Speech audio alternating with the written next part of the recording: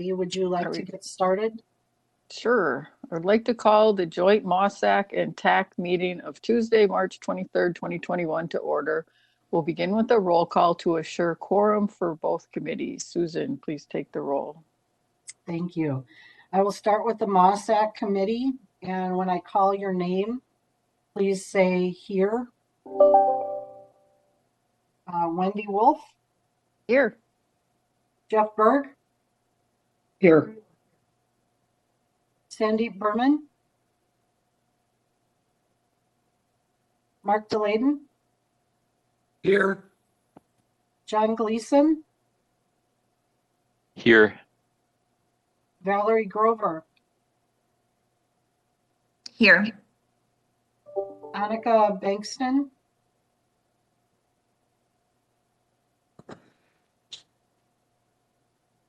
Mike Wang.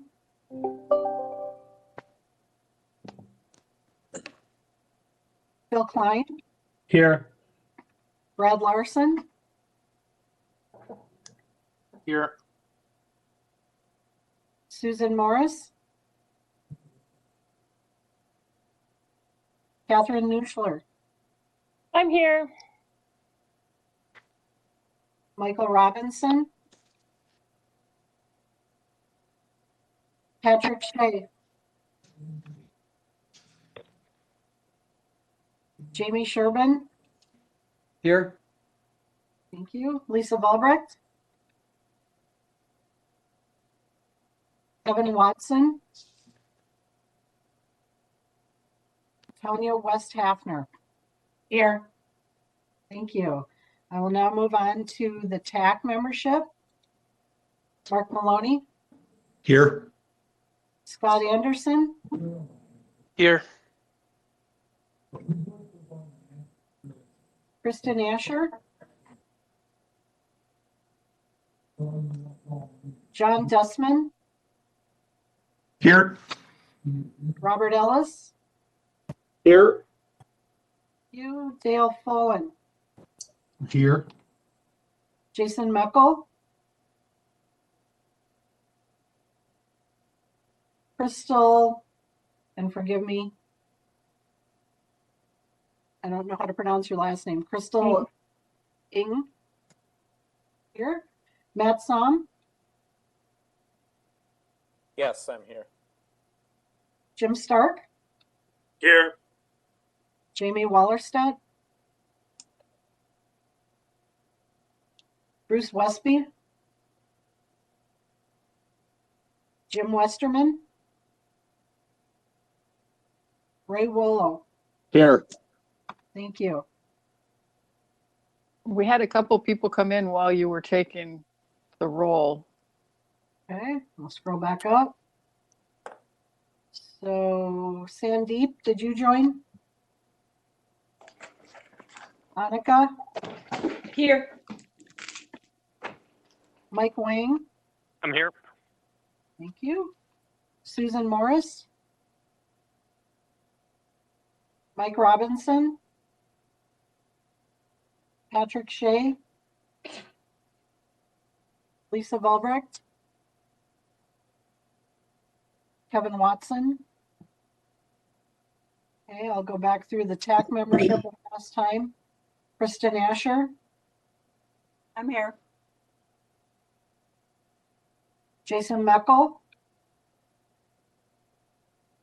Jamie Wallerstedt? Bruce Westby? Jim Westerman. Okay, thank you, everyone. I didn't mark those down. Do we have a quorum in both? Because we're not voting for anything, a quorum may not be necessary. I Is just that wanted to correct? know. Yeah, is that correct, Lisa?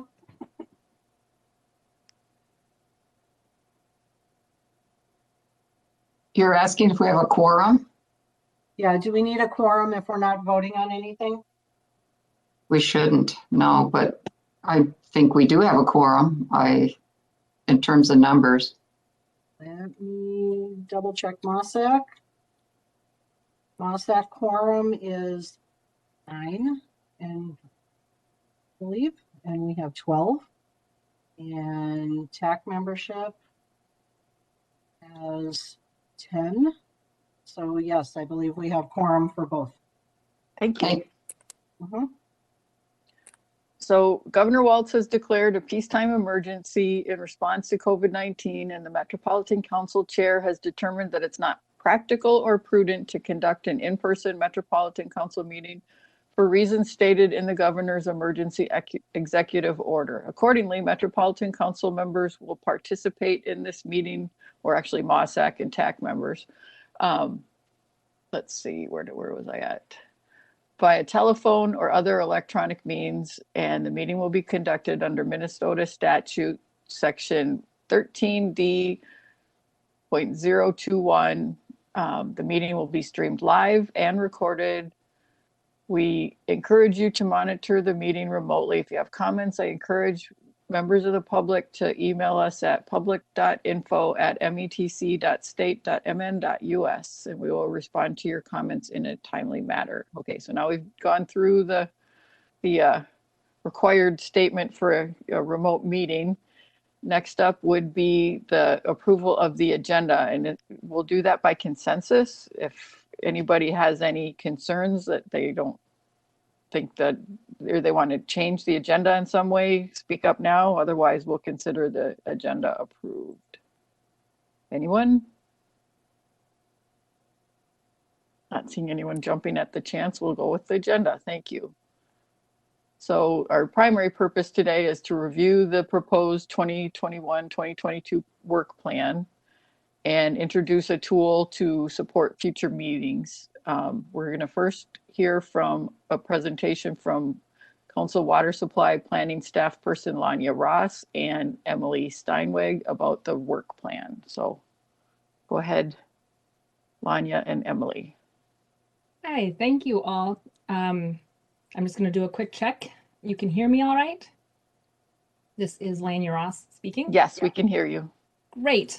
I'm going to take the lead on this presentation and tap Emily, particularly if you have any questions. She's really been a big part of the process to develop this work plan and participated in the interviews with several of you. So she's a resource we can draw on. And I apologize, I don't have video functioning today, so you don't get to see my flamboyant gestures, but I think you'll all survive.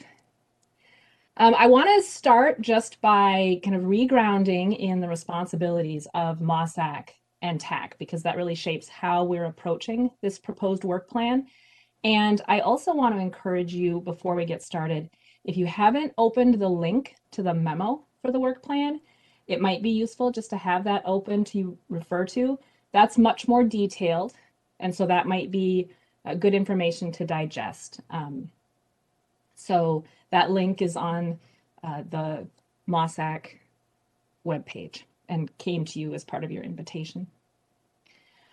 So this work plan is really focused on MOSAC's responsibility to assist the council in its broad water supply planning work. So what you've been doing for over a decade now. And so it's really leveraging your assistance to focus on developing a report with MOSAC's recommendations. And that leverages the Technical Advisory Committee and their responsibility to inform MOSAC's work. So we'll be asking you committee members to be providing your scientific and engineering and local water supply system expertise to these topics. Next slide. Just to make sure that you know the memo I'm talking about, I put up a little image. So this is the document that I encourage you to open if you haven't yet. But specifically today, the request to you committee members is to review this proposed work plan and then share your reactions, provide input, because this is going to be shaping the direction of our work through 2021 and then into 2022. Next slide. So the goal of this proposed work plan is that by 2022, MOSAC, with the assistance of TAC, will produce a set of recommendations and supporting information around high priority water supply topics, as seen from your perspectives. And that is going to support the update of the Metropolitan Council's Regional Development Guide and the related policy plans. So that is part of the 10-year cycle of policy and local plan updates. So this work we're going to be focusing on this year is really going to provide a sound foundation for the council's thinking and our partners about regional water supply issues. So the reason we're putting together this report is so that policymakers, other influencers, you in your committees and in your organizations are going to be better informed to help develop and implement policies ensuring the sustainable water supply for the region, our overarching master water supply plan goal. So these recommendations kind of being surfaced throughout the next year might include technical study recommendations, recommendations for policy updates, recommendations for new or ongoing collaboration on different topics, and even funding recommendations. And that's all within the scope of the statutory responsibility for the council and water supply planning. If you want a sense of specifically what that might look like or what your recommendations can lead to, if you haven't yet looked at the details in the Metropolitan Council's recent 2020 report to the legislature, I encourage you to do that. We summarized all the work that's been done in the water supply area from 2005 to 2020, and that has been directly out of conversations with MOSAC over that time period and with TAC. So those are the kinds of projects, the type of work that comes out of these recommendations, as well as informing these policy plan updates. Next slide. So I just wanted to remind you too what the process was to develop this proposed work plan. You've seen a version of this graphic at the last meeting we had, but this was really drafted, Emily Steinweg, Ali Al-Hassan, me, with Wendy, Mark, Lisa Thompson, Sam Paskey, and several of you. So we started by building on the work that had already been done in past years. Master Water Supply Plan, priorities we heard in previous meetings, conversations we've had with sub-regional work groups, and said, here's the different ideas that have been identified. And then over the past year, we set up some interviews with several of you to say, of this information that people are interested in, what do you see as a priority? So we had conversations about what some of the priority water supply issues are for you. So we met with MOSAC members, digested and analyzed the data, then went and had conversations with several TAC members, again, compiled all that information together with MOSAC, had conversations with both Wendy, Mark, and Met Council staff, and that is what is seeding this proposed work plan. So we're sort of in the dotted black line area here, and that is committee meetings to address those priorities and produce some recommendations for shared priorities and interests. Next slide.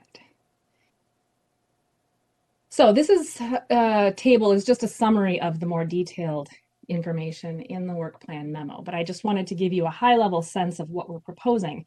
Kicking off this work today, making any tweaks that we need to, but we propose then to spend the bulk of the rest of 2021 digging into topics and recommendations in these 4 general areas.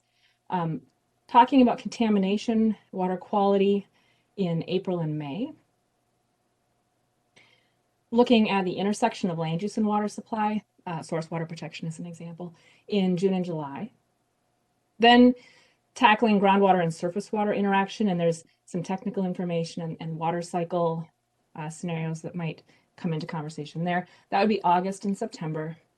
And then discussing some infrastructure challenges, and that would be in October and November.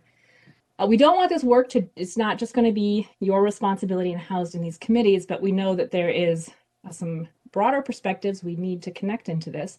So the sub-regional water supply work groups will be engaged in different ways. We are proposing a sort of forum of all the sub-regional work groups in December to bring together MOSAC, TAC, those sub-regional work groups, and have a conversation about these draft recommendations, check in, see where shared priorities are. And the goal is to have MOSAC approval of this report January 18th in 2022. And that report then is going to go to the Metropolitan Council and to the legislature. So that's the statutorily defined audiences for this report. But it's going to be of a broad interest, I think, to more entities than just that. And that's where moving into 2022, we'll check in and add more detail to that part of this work plan, but there will be a component of outreach and engagement around the recommendations in this report. Next slide. I just wanted to provide an outline of, at these meetings in these topic areas, what we're hoping to leave with. And this would be the goal of creating some draft policy recommendations where we have some conversation and clarify the problem or the need in that area. Work on a shared policy statement along the lines of MOSAC recommends that the Metropolitan Council or the legislature or fellow committee member organizations, etc., do something to achieve a specific goal. So that's the rough format we're going to be building. And to identify some specific solutions or tactics. So it may be that there's a research or an education project that would add a lot of value. Maybe there's a recommendation for a changing planning or regulatory requirements or expectations. There may be a technology or process change that makes sense to promote, or financial support. A new or expanded grant program, for example, might be a recommendation. But we're not starting from scratch. So we aren't just going to come to you with a blank, here's an outline. How are we going to fill this in? We're really building on the rich information that you have already been sharing with us and we've been listening to over the past years, also building on some of the other work that's being done, again, in sub-regional work groups, in some internal conversations with water resource staff at the council. So next slide. The wording here is hard to read, but this is included in the technical memo. So you can see some of the comments that we've heard from different committee members that provide examples of how we might describe some of the problems, what opportunities we see, and what are some specific solutions that we can consider. So we'll be mining this information to bring to the committees some drafts to consider for conversation at those TAC meetings in 2021. I threw a lot of information at you. My goal was to kind of provide an overview of our process, the general timeline and topic areas. And I want to stress that this is going to be built on information and priorities that you and other local partners have shared.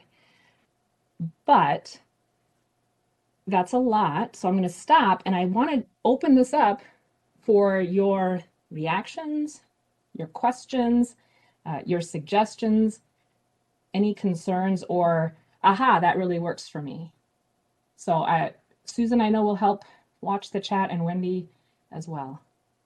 Yes, thank you very much. At this time, anybody that has questions, feel free to raise your hand. We'll call on you in the order that you raised your hand. And our first question is from Committee Member Larson.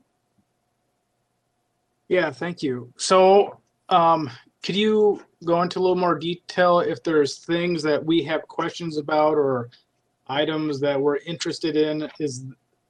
Are those to be brought up at the next couple of meetings to be discussed about possibly adding to the work plan?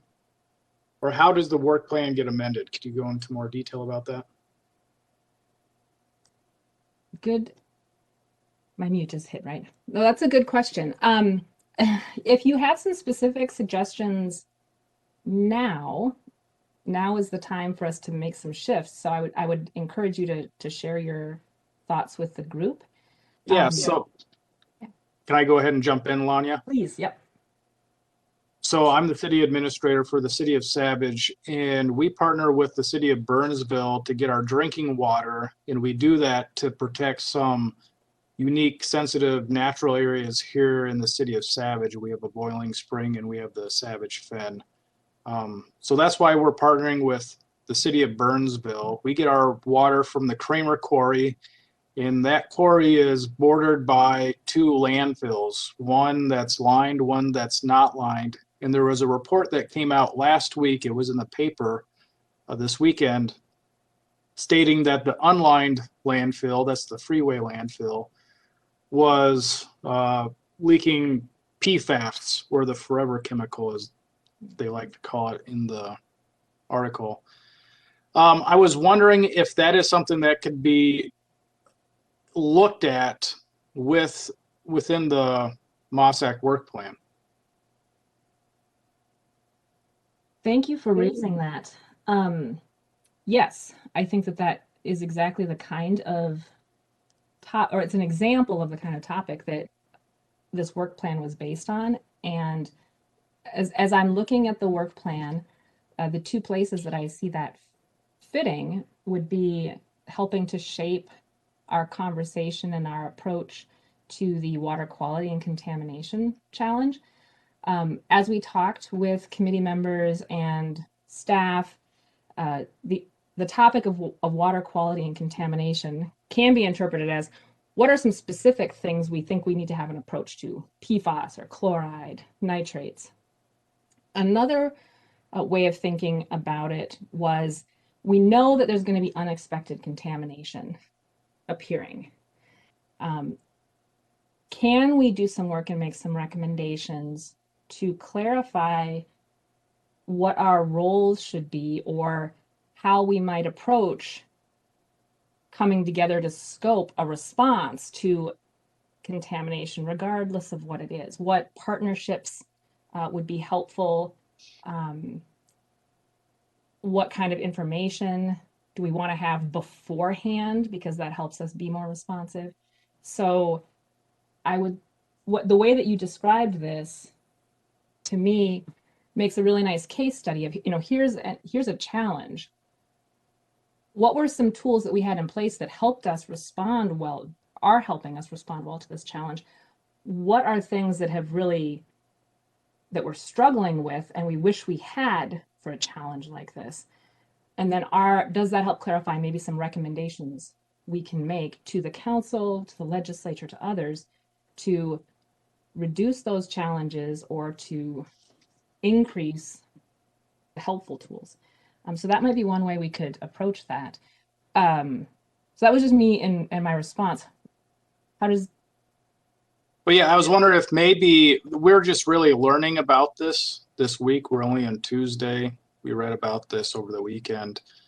I think what you said is just fine. I wonder if maybe Burnsville and Savage get together and kind of discuss things. And we might reach out to you for further advice, but it's something that is affecting other communities, not just Burnsville and Savage. There's other landfills around here that have PFAS that are leaching out. And so one of the things that we understand is, obviously this is a municipal water source and it's next to landfills. So we're testing for dozens, if not hundreds, of different constituents that may potentially get into the water source. So we're testing for those. But as I understand it, PFAS was not one of those. So just adding that to the regimen of testing may be beneficial. But I would like to talk to them and get back to you. Yes, thank you. And I will follow up as well. Thank you. Thank you very much. Next up is Committee Member Nuschler, and then Chair Maloney. Hey, Lanya, I was actually wondering if you could put back up the slide that kind of has the policy, like the framing of the policy recommendation kind of thing. Okay, that was slide 6. So this one? Yeah, okay. Yes. That's just helpful to me in terms of seeing sort of like what the framing is going to be for this. And I just was gonna add 2 things sort of following up on the comment that just happened. If people are interested in water quality for PFAS, the PCA just released what we call a PFAS blueprint, and what we were trying to do was to give a description of the challenge of PFAS sort of in the context of the world of PFAS. And so there's a lot in there, and they're in different ways. There's sort of 10 different issue areas that are covered. And I put the link in the chat if people are interested in that. And we are also, just so folks know, the Pollution Control Agency, we are starting to work on revising what we call our Class 1 water quality standards, which is our water quality standards for waters that are sources of drinking water. And we're also thinking about how do we make sure we're covering, surface waters that are impacting groundwater. And so those are some policy things that are on our minds, are what's contained in that PFAS blueprint, and also how to do those water quality standards. And those are things that if anyone is interested in us bringing some information onto the committee in the future to help, whether there's recommendations maybe to us in this framework or something, I would be happy to bring some of that. And I see there's a question about the PFAS in landfills report. I will find that and I will stick that in the chat too. Thank you for that response. And it's we can leave this slide up too as we think through the work plan. But I do think that the recommendations, and I'm hoping out of the committee conversations, there may be some specific recommendations for the council, again, the legislature, but if there are suggestions and opportunities to share ideas, that's always been a strength of these committees, sharing ideas amongst each other. That's always something will also add value to this effort. Yeah, this is Susan. I just wanted to acknowledge that in addition to the link Committee Member Nuschler posted, there's also the full website link in our chat. We'll make sure we pull that into the minutes from today. So I just wanted to confirm that. And Chair Maloney, did you have a comment? I did not. Okay, thank you. Ali, Staff Member Ali Al Hassan, you're up next. Just Lania, in the same presentation, if you can go to the schedule, and I guess this is in response to the question from Savage. Okay, that would be slide 5.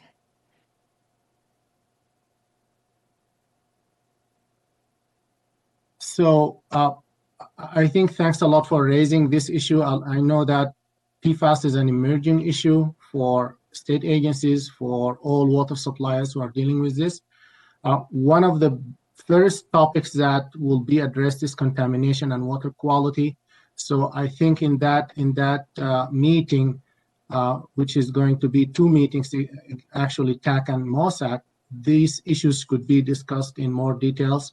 And it will be very helpful if after your meeting with Burnsville, Mr. Larson, if you can provide us with exactly what information you need and what discussion you want to bring to the both TAC and MOSAC. I think that would be very helpful to fit very well within this first topic that we are going to start discussing with members of the committees. Thank you, Madam Chair. Thank you, Ali.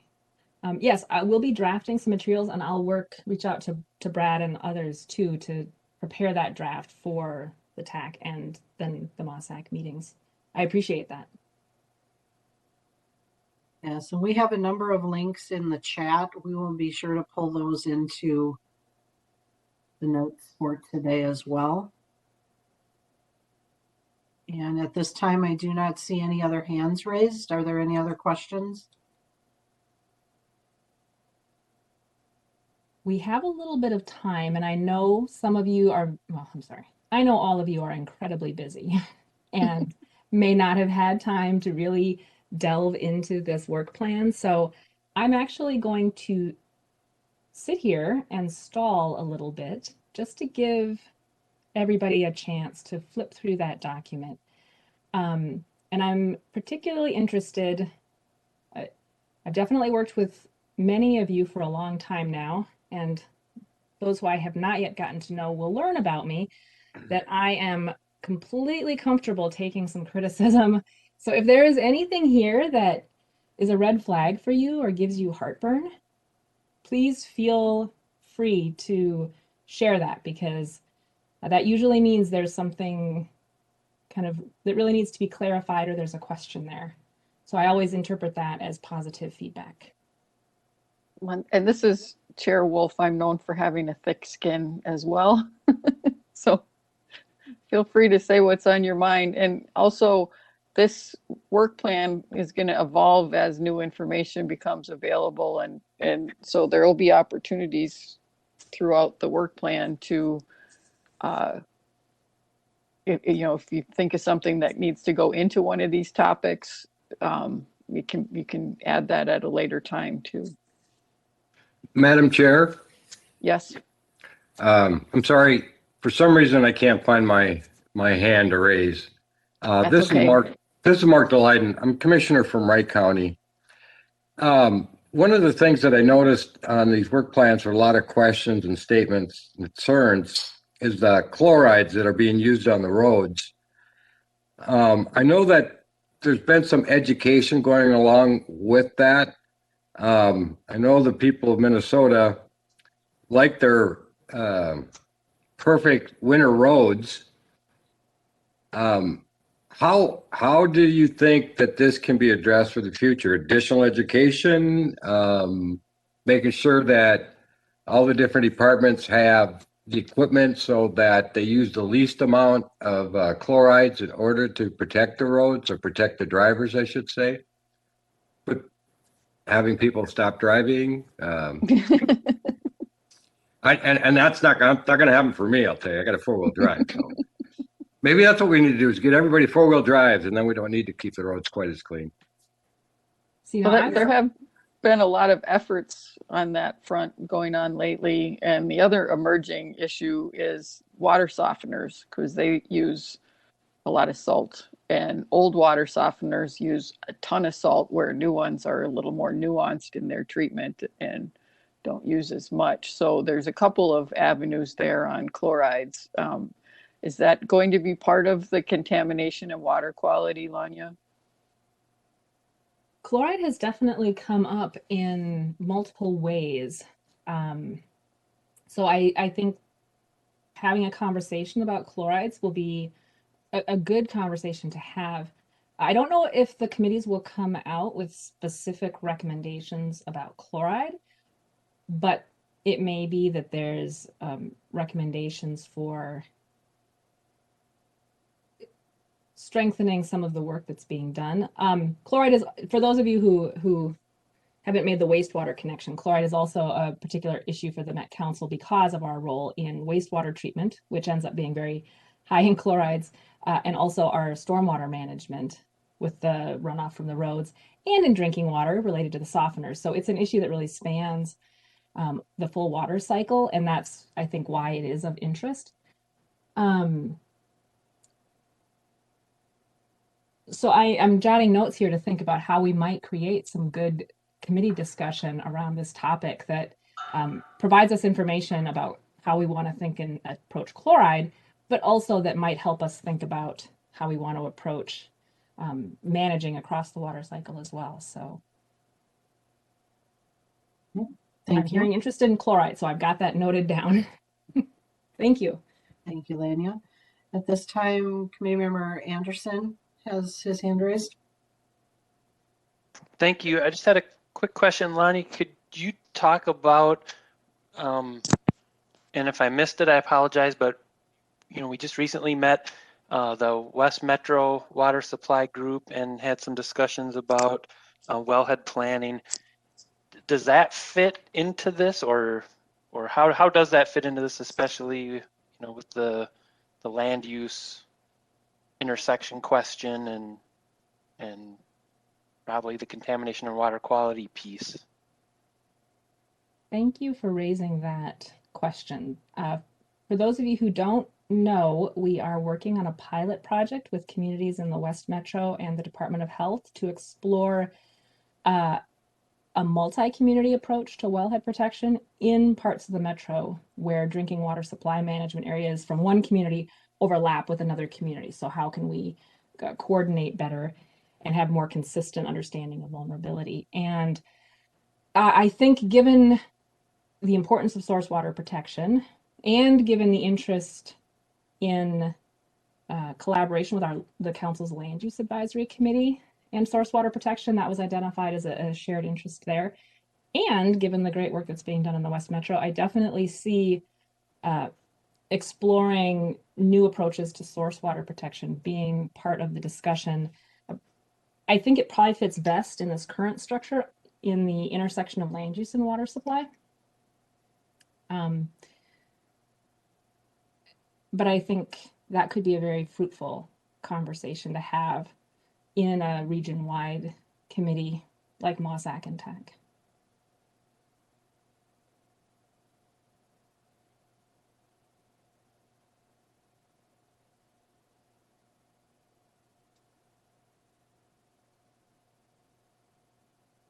Committee members that you can speak up and ask that for opportunity to speak rather than put things in the chat, because we're supposed to reserve chat for technical things and if you need to put a link for the minutes and whatnot. But I would urge Jim Stark to say his comments out loud. Oh, sure. Thanks, everybody. This is Jim Stark. I work for the Legislative Water Policy Committee. Just to mention, just to follow up on chlorides, there are several bills that have been introduced in the legislature this year that relate to training of chloride applicators, particularly commercial and residential properties.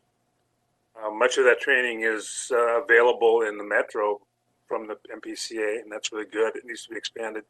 And then also dealing with the issue of water softeners that are timed and use more salt in the process than they need to. So there's work going on. It's the members of the legislature are aware, and we'll see how they travel this year. Thank you. Thank you. Ali, you had your hand raised.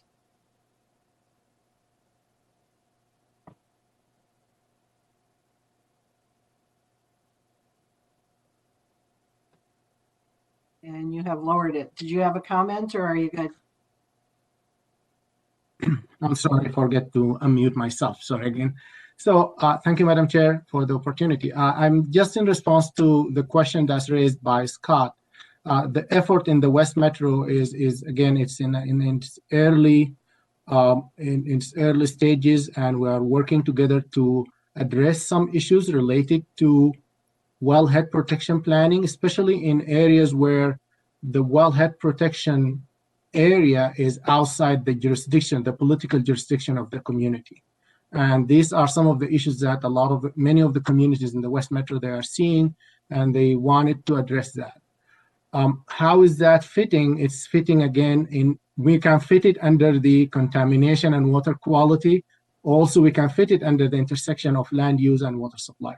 So just as a way of thinking about these topics are not exclusive to a specific topic in this area, but some of the topics that you are raising could be expanded or addressed in more than one location of those meetings. There is infrastructure related to contamination and water quality. There is also groundwater, surface water interaction when we are thinking about contamination and water quality. So I hope that we're not thinking about these topics in silos. We try to put this in this way just to make it easier for all of us to to focus and converge on kind of some of these, just to follow the template that Lania put for how we are trying to address these recommendations. We just wanted to have them into those specific topics. But a lot of the topics that we are dealing with in day-to-day, or you are dealing with in day-to-day life, they can be under each one of these, and we can address them under each one of those. Thank you, Madam Chair. Thanks, Ali. Is there anybody else who has comments or questions? I do not see any hands raised at this time. Lanya, do you want to keep stalling, or shall we move on to the next thing? I want to stall just a little bit because I do Okay. want to have a quick check-in with these committees, right? MOSAC and TAC are advisory committees to the council. So part of this work is going to be, from your perspective, what can the council do better to help you achieve your goals in terms of response to chloride or wellhead protection? So, we want to think about, really targeting the council, me, my colleagues. But I'm also hearing, some really great discussion about recommendations for, partnerships among cities, so city to city. So the council kind of helping to maybe facilitate that, but the real work is maybe focused on the city area, or programs at PCA. And so I just wanted to maybe poll the group to get a sense when we're thinking about drafting recommendations. My bias, being a council employee, is to focus on recommendations that would have some, clear applicability to the council's responsibility and authorities, and identify who some good partners are. But if you would like us to broaden that and provide space for recommendations to other committee organizations, that'll be good for me to know as we think about how to design these meetings and then the group discussions around these topics. Does anybody have a strong opinion one way or the other about that? Mike just gave a thumbs up. If you're not seeing that on your screen. I think, this is an opportunity where we have some of the agencies available to work with them, and the council can't do everything by itself. So, things that the agencies that are part of this can do with us, I think are great opportunities. And there are some things that end up starting in the metro and then filtering out to the rest of the state, like the chloride application for parking lots and such, that kind of rose up in the metro and is now being talked about spreading elsewhere. So I wouldn't want to restrict just to the council personally. This is Wendy, by the way. Thank you. Chair Maloney, you have your hand raised. Thank you.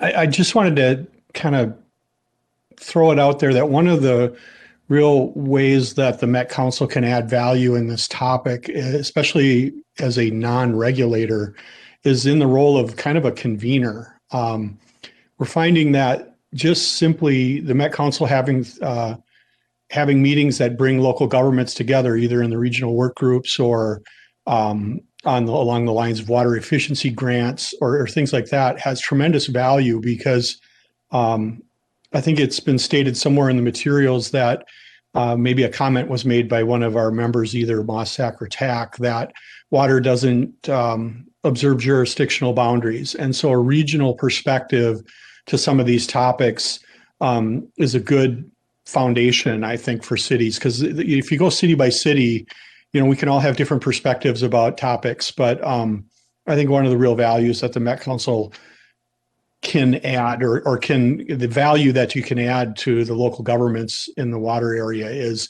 just being this convener, continue to be a safe place for different water utility people to get together. And, I've noticed it in my time in this position that I think the people are a little bit more defensive, I think, when this relationship started with the TAC and MOSAC. and it appears to be moving in a more healthy direction. So I'm personally hopeful that the work program going forward kind of respects that. It respects the past where we came from, but also kind of leverages this role that the Met Council can have, just frankly, as a convener.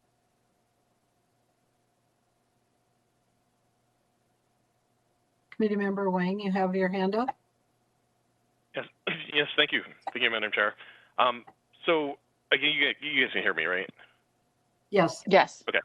So I agree with what was stated before, and I think that the real key piece here is that, in many cases, having communications or having coordination with other groups may have greater beneficial impacts. So, for example, like the chloride, challenge, right? We talk about that as an issue for water supply, but the root cause doesn't start with water supply. It starts with other things. It starts with road maintenance. It starts with maybe like homeowners having challenges with their water, or maybe starts with people wanting to do gardening or things like that.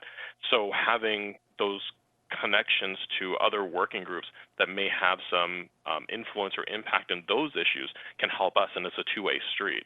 So I believe that involvement and coordination with those other groups can have a much more powerful impact across all the work that we do together.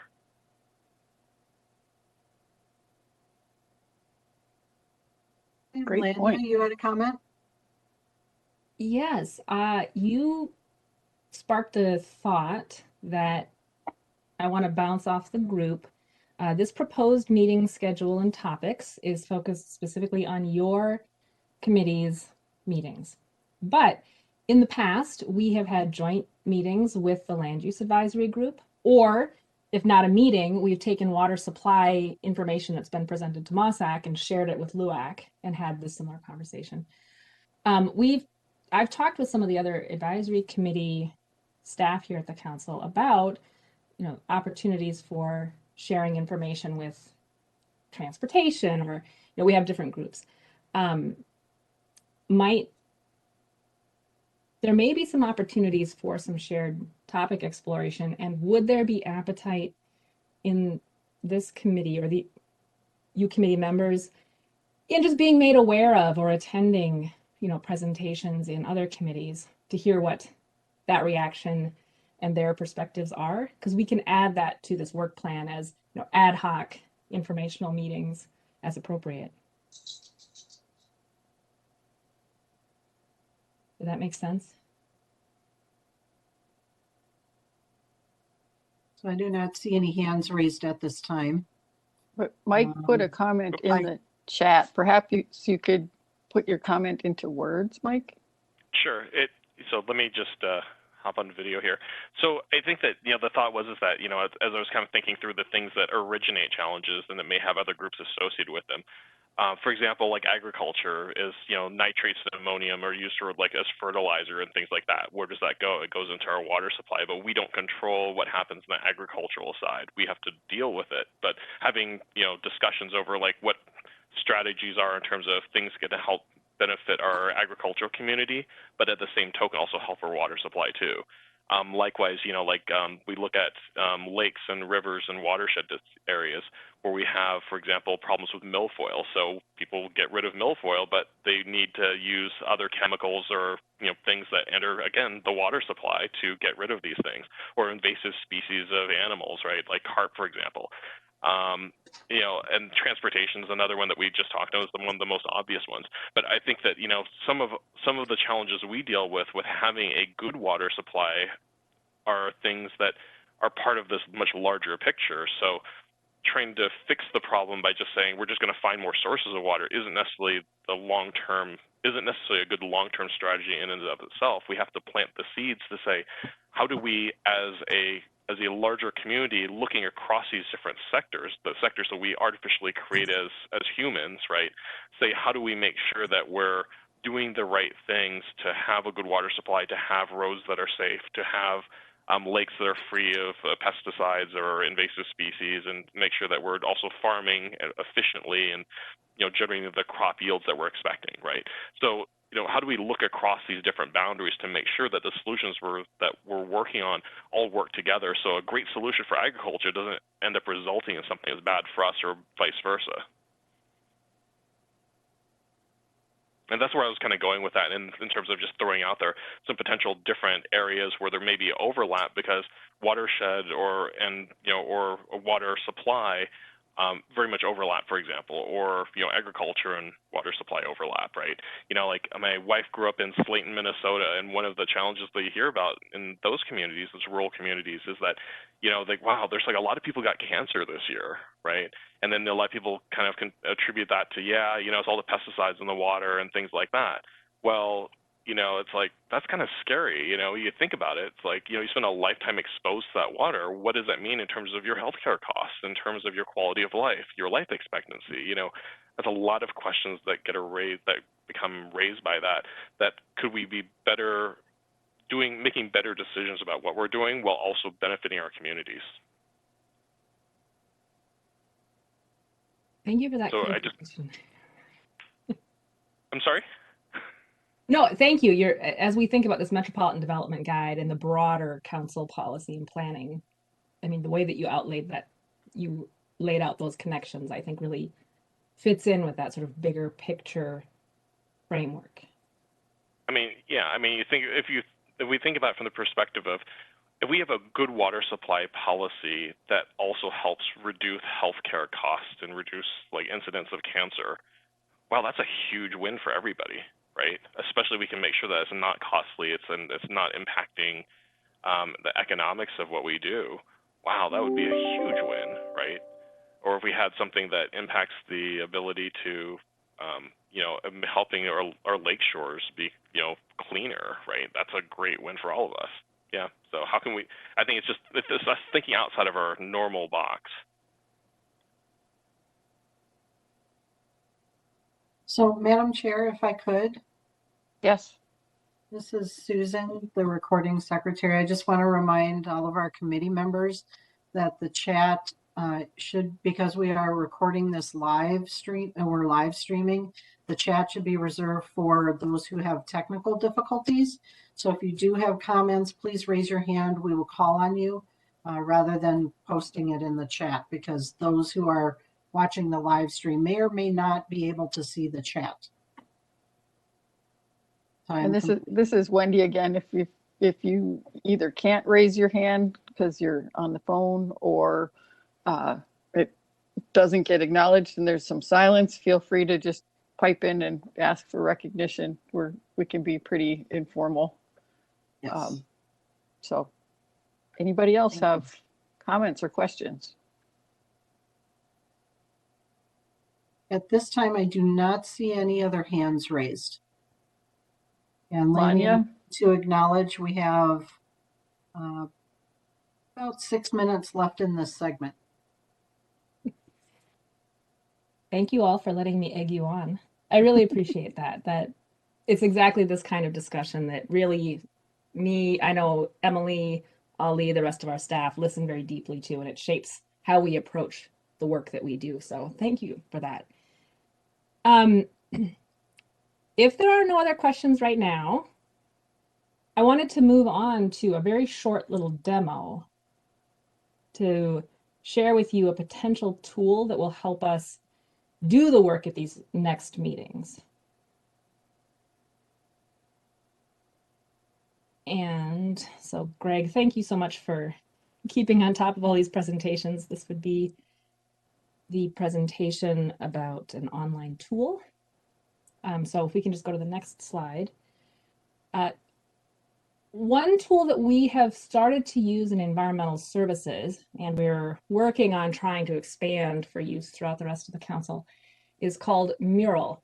Because I know in this remote environment that one of the things I miss the most is a whiteboard. And I know at least some of you might be in the same boat.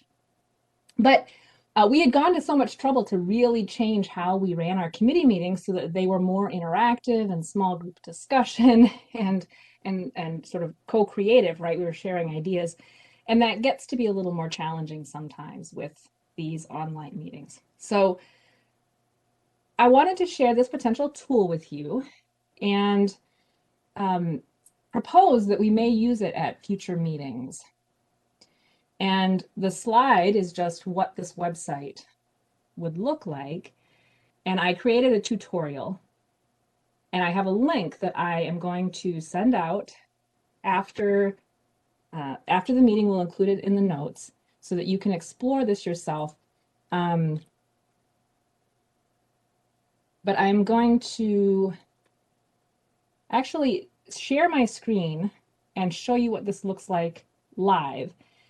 And then when I send the link, you're going to be able to go in and muck around in it, just to push buttons, add things, delete things. There's no right or wrong answers. It's just purely experimental, but just to see if this might work for us. So I'm going to do my best to share content. Thank you for stalling, everybody.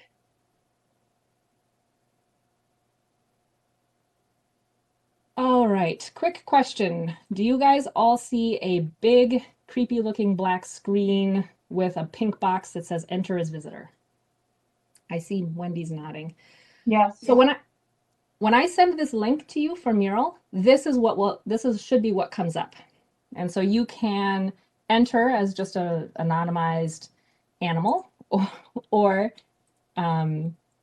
include your name and your email if you'd like. So it'll give you a little bit of prompting, tips, explore or not as you choose. But the document that I created, adjust your zoom. Yeah. If you click on the board and drag it, you can move it around. If you have a roller ball on your mouse and you roll in and out, you can zoom and roll out. One of the things that I find the most useful is opening up the outline icon. So along the top, there are some different interaction options, including this outline. It should open with the outline for you. So I did create this outline with some instructions so you can explore the board and I would advise you just click on all the buttons and see what happens. You can't wreck this. Or there are some specific challenges. So I would ask that you experiment with opening the element panel, which is off to the left, and explore what different things you can add. So there's an option to add post-its, and you can resize them and type text. We can add just plain text. And it's not quite like Word, so it's an experiment and play around. There's also the option to add icons. So you can just type in the subject you're interested in and bring in an icon, resize it. There's different frameworks if you wanted to organize a board. And you can also do an image search and add those. So this is I'll get rid of these. Delete. Your right click is a nice option. You can bring things to the front, move them to the back. This might be something that we use. We can all participate in it and add, so it's a good brainstorming tool. It might also be something that we can use with breakout sessions where each group is assigned a different assignment and we can work on that and then come back together as a group. So I wanted to just share options like this as a potential tool that we could leverage and get your reactions for whether you think something like this you think could be of value, or also if given your internet connection or the way that you're interacting at these meetings, if this would just be something you would not be able to do. So that was something I just wanted to bounce off of you and get your reactions to. There are other tools as well that we could explore. So far, this one seems to be, because we're starting to support it in ES and it's fairly flexible, this is my preference at the moment, but I'm always open to learning something new. And with that, So has anybody here used Mural besides Lanya?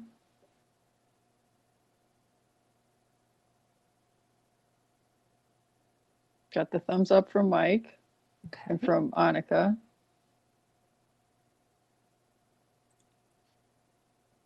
Anybody have comments or questions from what you've seen so far? Madam Chair, this is Susan. Mm-hmm. So as Lanya had mentioned, we have used this within environmental services. One concern that I have is with the breakout sessions and the compatibility with the live streaming. Yep. We would have to investigate that as an option. That's a good point.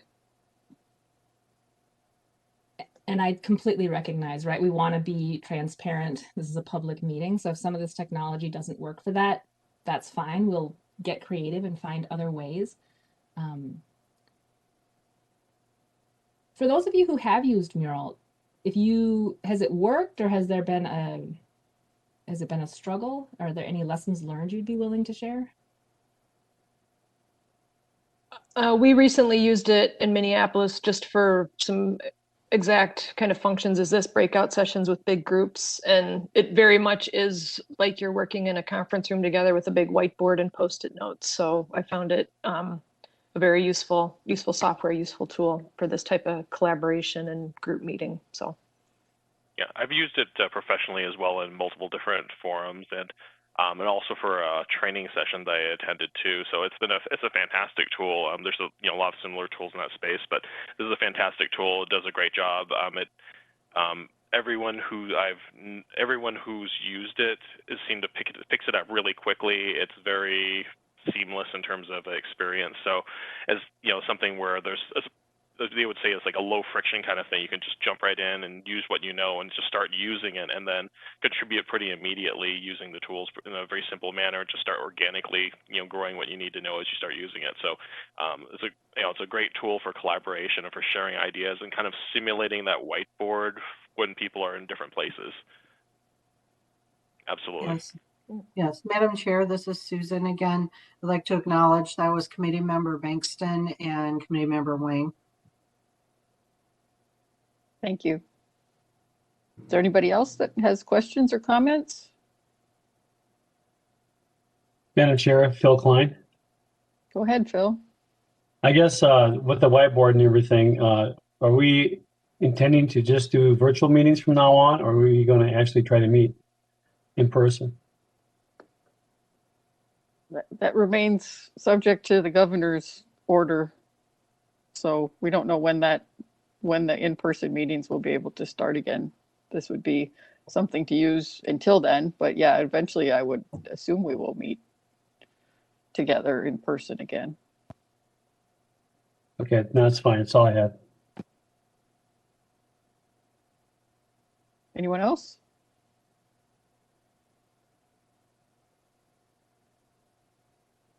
Lanya, you have your hand raised?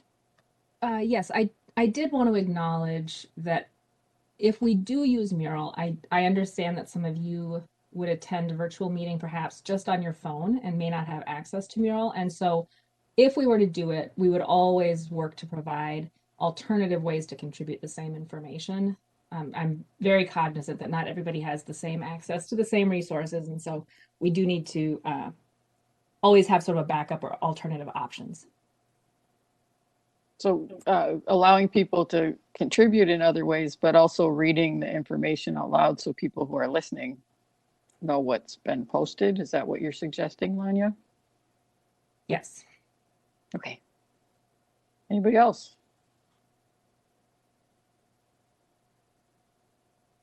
I do not see any other hands raised at this time.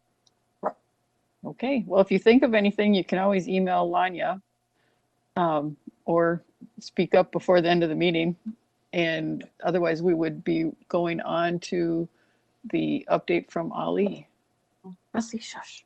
Madam Chair, I just wanted to acknowledge Lanya did post the link to the tool in the chat. We'll make sure that we capture that for the minutes as well. Yes, and you can copy and paste it right now, and I already did that into my browser for later so that I can look at it. Yep. But yes, you will get it again if you don't capture it now. Ali, are you ready to do your Yes, presentation? Madam Chair. Thank you, Madam Chair, for the opportunity. Thanks, committee members. Good afternoon. My name is Ali El Hassan. I'm the manager of water supply planning for the Metropolitan Council. Thank you for taking time today to meet with us. And again, this year is going to be very busy. As all of you know, now we are in the middle of the legislative session for 2021. And this is a very important legislative session for us because this is a budget year. So we'll get to that's when we get our funding, mainly from Clean Water Fund for the activities of the water supply planning. Next slide, please.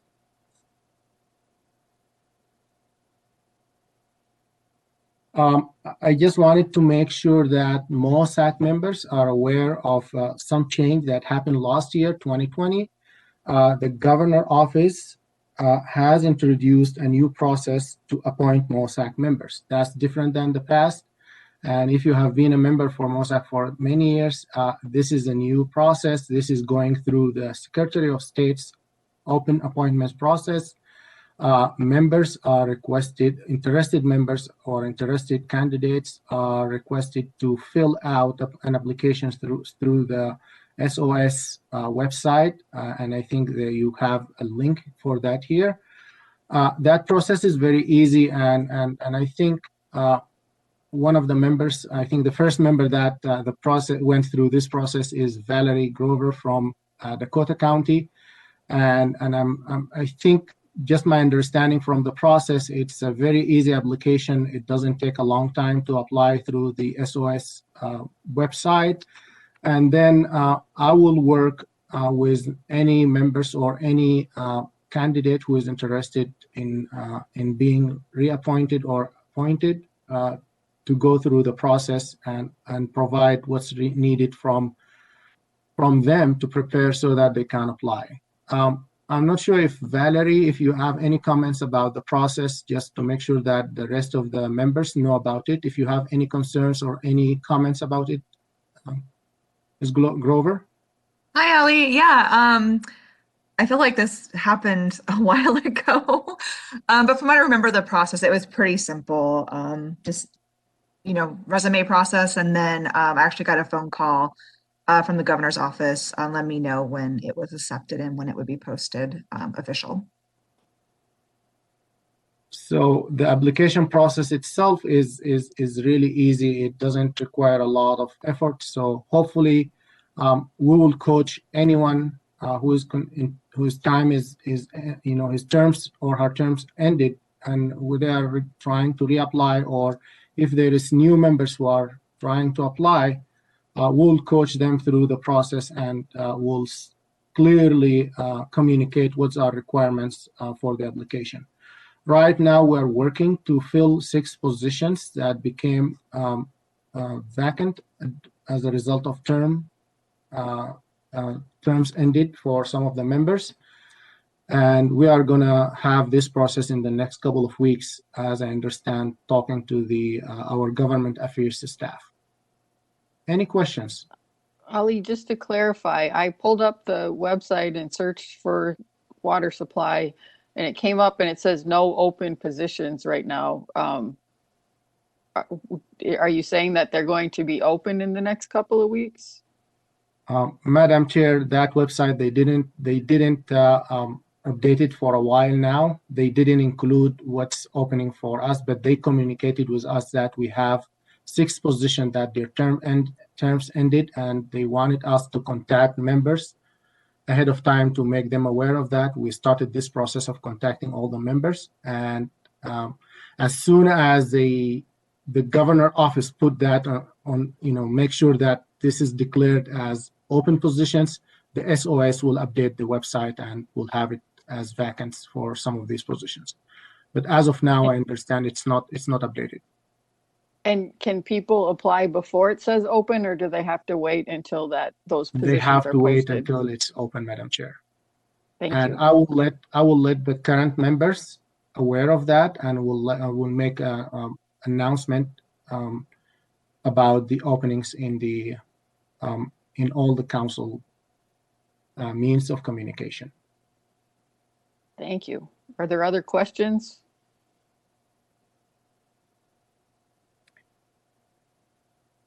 I do Next not see slide. any hands raised at this time.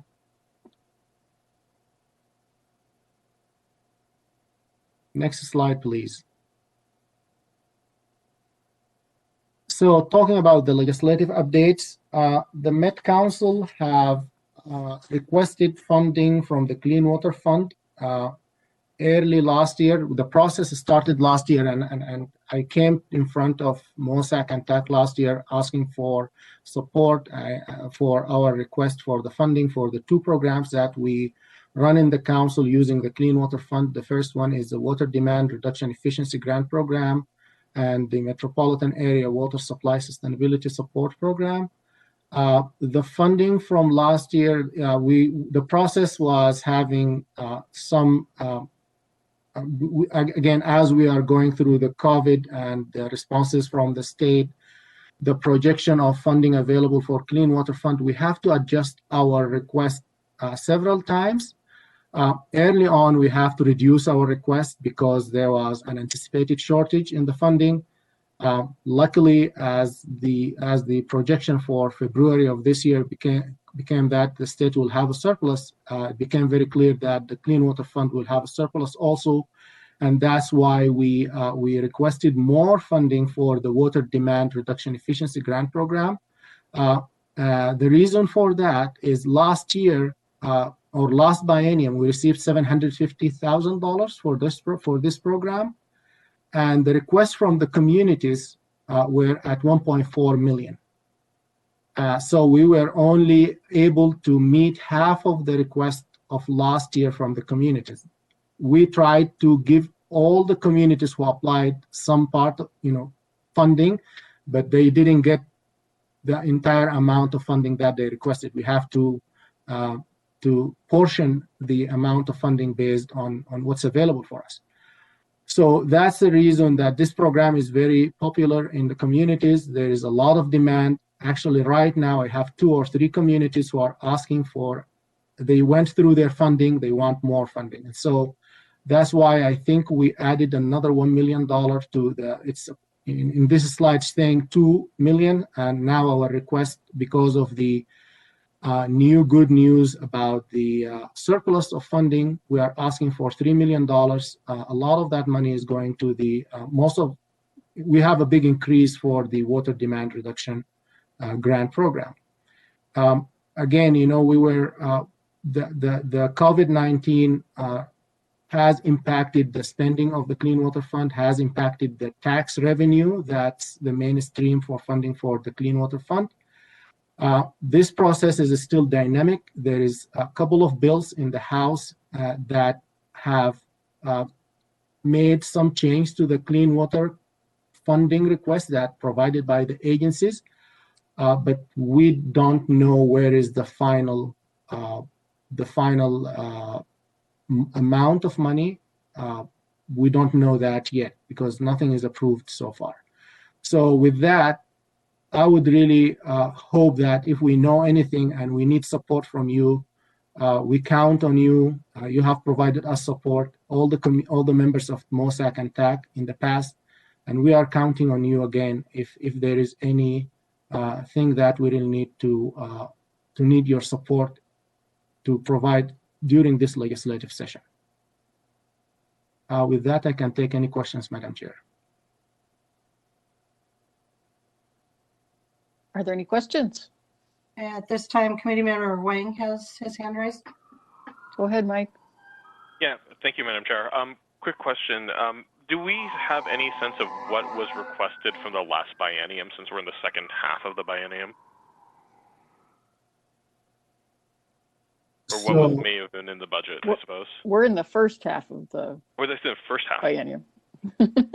Wait, sorry, I always got to, yeah. So because this year because last year we did all the budgeting, but this year there's no major funding requests coming through because this is the other year, right? No, it's not. It's the budget year this year. Madam Chair, if I can explain. Go ahead, This is Ali. the budget year. This is the budget year, as Madam Chair mentioned. This is where we submit our request, but the process for that starts last year. The agencies put together all their requests, and it goes through a lot of refinement processes until it reaches the governor office in October of last year. And that's where they call it the governor funding at that time. When we put together the request from all the agencies, we rely on projection from Minnesota Management and Budget Office, where they gave us projection for tax revenues and all of the funding that will be available, and that's how we put our funding request together. At that time, when we did that last year, there was an anticipated shortage, and that's why we requested about $2 million, which was less about $750,000 from what we usually request for our funding.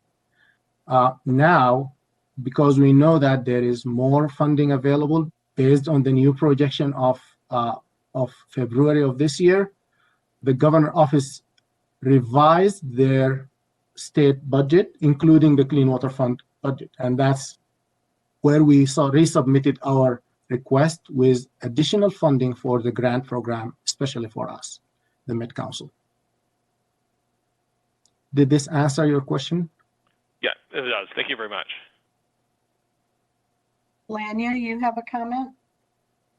Yeah, I just wanted to add, if anybody is interested, this is a plug for the most recent water supply report to the legislature.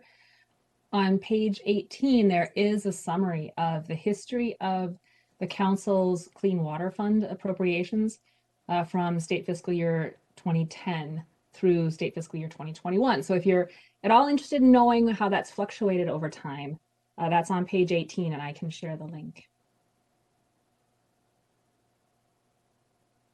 The link in the chat, that would be fantastic. Are there other questions, comments?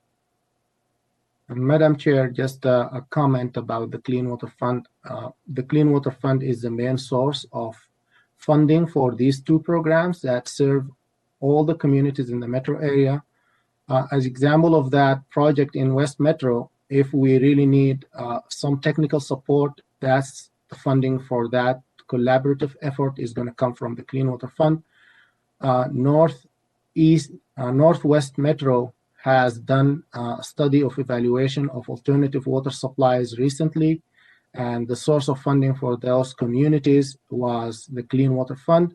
And a big part of this funding is going to the Water Demand Reduction Efficiency Grant Program, where it's a pass-through, it's 100% pass-through grant program. The Met Council doesn't charge any funding even for administrating this grant program. And so that's 100% pass-through. So these are some of the programs that really provide benefit to the communities in the metro area.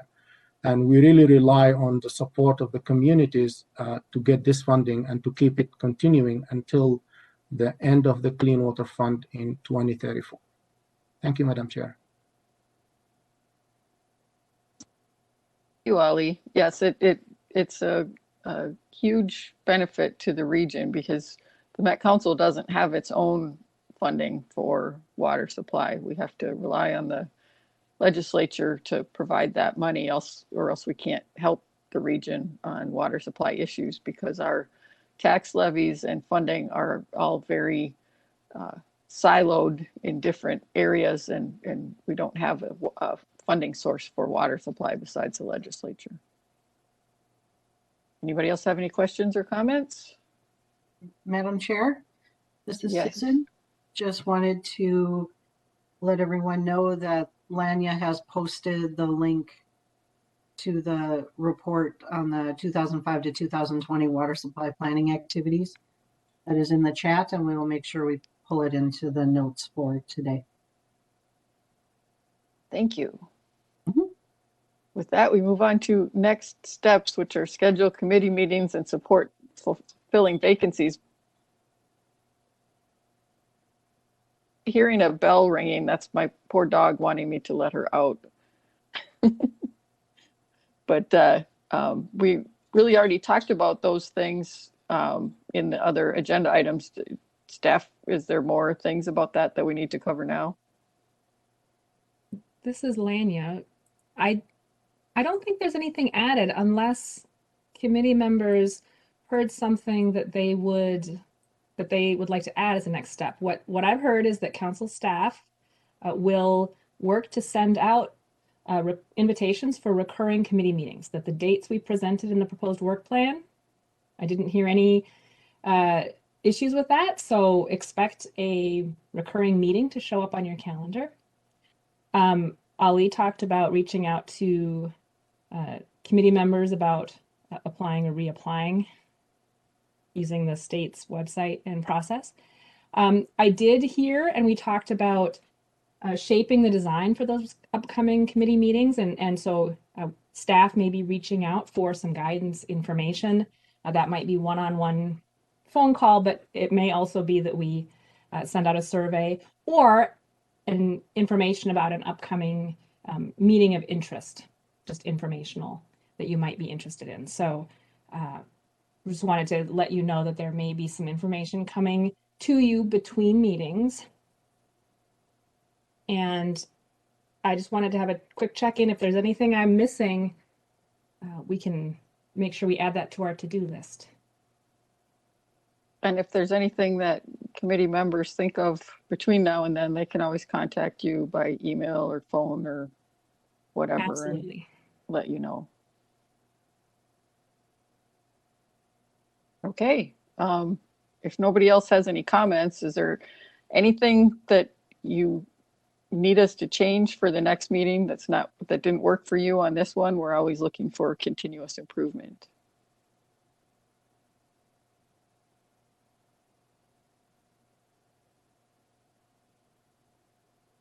I do not see any hands raised at this time. Okay, then I will assume that everybody is content for the moment. Lanya, did you have anything else before we adjourn? Other than to say thank you all for your thoughtful response to the work plan. And I heard a lot of enthusiasm, and I'm really looking forward to a busy but very fruitful year. Thank you all. Yes, thank you, everybody. You get an extra 7 minutes for your day now because we were efficient. Thank you all for your participation, and don't hesitate to email Lanya or Emily if you think of things between now and then. Thanks. With no further business to come before us, the meeting is adjourned.